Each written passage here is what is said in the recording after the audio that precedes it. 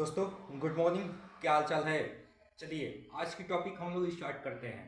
आज की हमारी जो टॉपिक रहेगी कन्फाइंड स्पेस रहेगी। कन्फाइंड स्पेस सेफ्टी फील्ड में उसको कहते हैं जैसे कुछ ऐसे जगह जहां जिसको तंग जगह या सीमित जगह कहते हैं, जहां सीमित जगह होता है उसी को इंग्लिश में कन्फाइंड स्पेस कहते हैं। कन्फाइंड स्पेस में जैसे आप समझ जाइए कि कुछ काम ऐसे होता है जो टैंक में चलता है या नाले में चलता है, उसी को कन्फाइंड स्पेस कहते हैं। वहाँ कैसे आपको सेफ्टी देखना है उस टॉपिक पे आज हम बात करेंगे। चलिए हमने यहाँ नोट्स बनाया है कि कन्फाइंड स्पेस को हिंदी में कहते हैं सीमित जगह या तंग जगह। जैसे वह बंद जगह जहां आने जाने का एक ही रास्ता हो उसे कन्फाइंड स्पेस कहते हैं।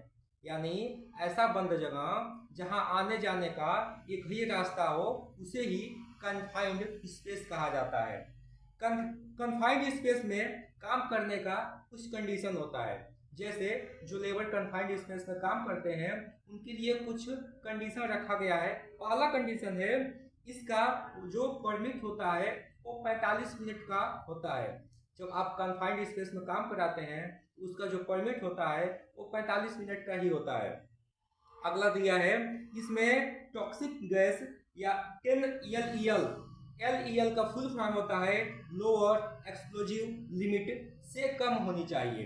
यानी जब आप कन्फाइंड स्पेस में काम कराने जाते हैं तो वहाँ का जो टॉक्सिक गैस है, जहरीली गैस, जो जहरीली गैस होती है वह कम से कम 10 एल से कम होनी चाहिए। एल का फुल फॉर्म होता है लोअर एक्सप्लोजिव लिमिट। तीसरा पॉइंट इसमें दिया है 24 वोल्ट एलईडी लाइट। यानी जब आप कन्फाइंड स्पेस में काम कराते हैं तो कम से कम उसमें 24 वोल्ट का एलईडी लाइट लगा होना चाहिए। चौथा पॉइंट दिया है नॉर्मल O2 लेवल 19.5 से लेकर 23.5 तक परसेंटेज होनी चाहिए।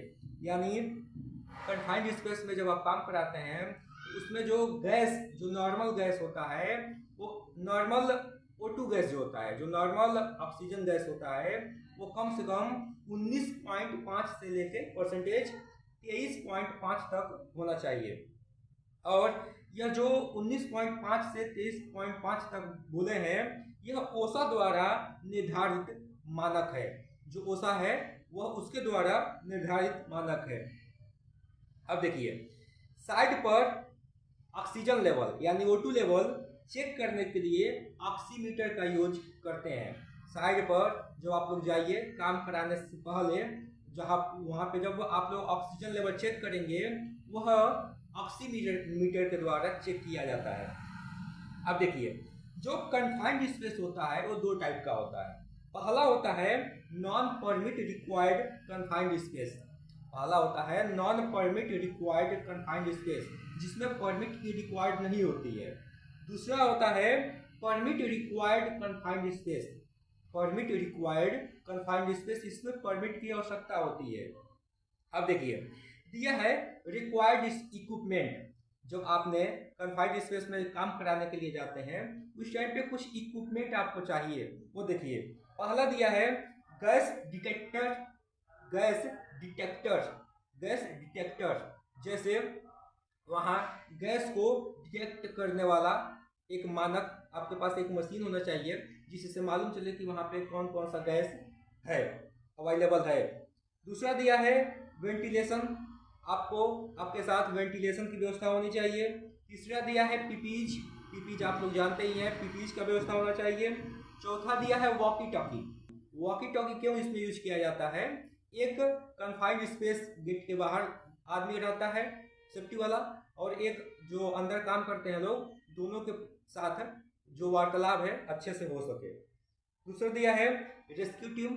आप जब कन्फाइंड स्पेस में काम कराते हैं तो रेस्क्यू टीम आपको रखना चाहिए कि बाय द वे कोई घटना होती है तो तुरंत उसको रेस्क्यू किया जा सके।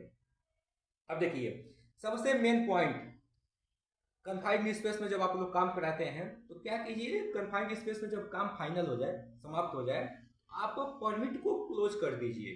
परमिट को क्लोज कर देंगे तो आप बचे रहेंगे कि हाँ वहाँ पे काम समाप्त हो गया है, अब कोई टेंशन नहीं है।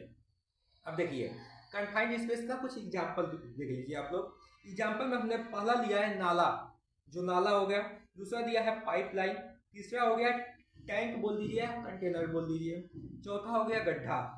जो ऐसे काम होते हैं वो कन्फाइंड स्पेस के अंतर्गत आते हैं। थैंक यू, जय हिंद।